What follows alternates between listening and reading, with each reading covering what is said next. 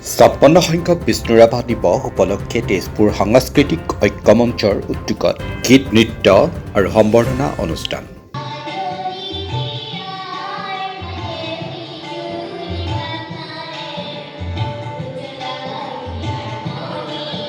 শোণিতপুৰ জিলাৰ ঊষানগৰী তেজপুৰ বাম পৰ্বতীয়াত থকা শ্বহীদ ভূপেন ডেকা ৰংগমঞ্চত শোণিতপুৰ জিলাৰ সাংস্কৃতিক ঐক্যমঞ্চৰ সৌজন্যত যোৱাকালি বিস্তৃত কাৰ্যসূচী অনুষ্ঠিত কৰা 56 সংখ্যক বিষ্ণু ৰাভা দিৱস সফলৰূপে দুপৰ নিশা সম্পন্ন হয়। শোণিতপুৰ জিলা সাংস্কৃতিক ঐক্যমঞ্চৰ সভাপতি দীপেন শইকীয়া, কাৰ্যকৰী সভাপতি পৰশমণি সিংহ, সম্পাদক অসীম শইকীয়াক বিশেষভাৱে আঁত ধৰা অনুষ্ঠানত কাৰ্য মৰ্মে পুৱাই কলাগুৰু বিষ্ণু ৰাভাৰ প্ৰতিমূৰ্তি বন্তি প্ৰজ্বলনেৰে গভীৰ শ্ৰদ্ধাঞ্জলি জ্ঞাপন কৰে। বালি সত্ৰৰ সত্ৰাধিকাৰ পূৰ্ণদা গোস্বামী সাংস্কৃতিক মঞ্চৰ ৰঙা ফিতা কাটি মুকলি কৰে বিশিষ্ট সাংস্কৃতিক কৰ্মী গীতিকাৰ বংকিম শৰ্মাই। শোণিতপুৰ জিলাৰ সাংস্কৃতিক ঐক্যমঞ্চৰ শিল্পীসকলৰ সমবেত সংগীত পৰিৱেশন কৰাৰ পিছত শিশু শিল্পী পদ্মজা কাশ্যপৰ শুভাৰম্ভণি গীত পৰিৱেশন কৰে। ইয়াৰ পিছতেই বিষ্ণু ৰাভাৰ গীতৰ প্ৰতিযোগিতা সম্পন্ন হোৱাৰ পিছতে তেজপুৰৰ বিভিন্ন প্ৰান্তৰ প্ৰায় 21জন বিশিষ্ট ব্যক্তিক ফুলাম গামোচা স্মাৰক আৰু সম্বৰ্ধনা পত্ৰ আৰু প্ৰায় 10 গৰাকী কীৰ্তি শিক্ষকক ফুলাম গামোচা অভিনন্দন পত্ৰৰে মঞ্চৰ তৰফৰ পৰা উষ্ম সম্বৰ্ধনা জ্ঞাপন কৰে। ইয়াৰ পিছত বিষ্ণু ৰাভা নৃত্য প্ৰতিযোগিতাখিনি এটি ৰাভা নৃত্য পৰিৱেশনৰ শুভাৰম্ভী কৰে পৰিস্মিতা শইকীয়াই।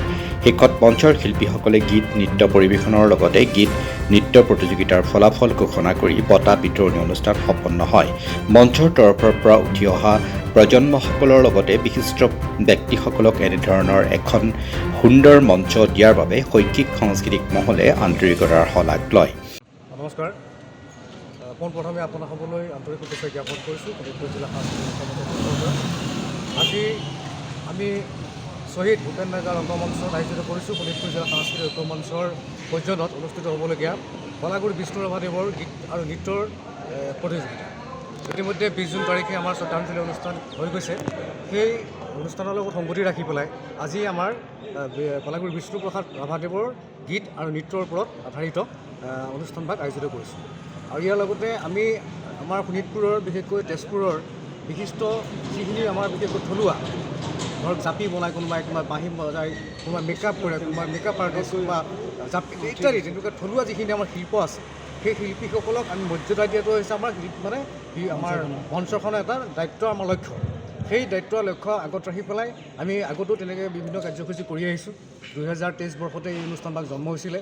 বৰ্তমান চালুকী অৱস্থা নহয়, আমি উৎসাহৰ ওপৰতে আমি অনুষ্ঠানভাগ কৰি গৈ আছোঁ। ভৱিষ্যত আমাৰ লক্ষ্য বহুত আছে, আমি কৰি আহিছোঁ। আজিৰ সম্বৰ্ধনা অনুষ্ঠানভাগত আমি তেজপুৰৰ বিশিষ্ট ব্যক্তিসকলক আমন্ত্ৰণ জনাইছোঁ।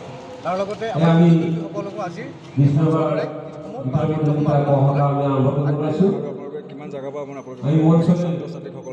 হয়, আমি তেজপুৰৰ প্ৰায় সকলো তেজপুৰ শোণিতপুৰৰ যিখিনি আমাৰ স্কুল আছে, বিশেষকৈ মিউজিক স্কুল আছে, তেওঁলোকক আমি জনাইছোঁ।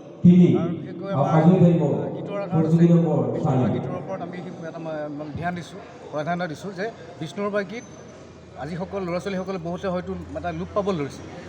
সেই সংস্কৃতিত আমি কেনেকৈ আগুৱাই লৈ যাওঁ। তেজপুৰৰ পৰা ৰবীন্দ্ৰ বৰাৰ প্ৰতিবেদন E24 লাইভ ব্ৰেকিং।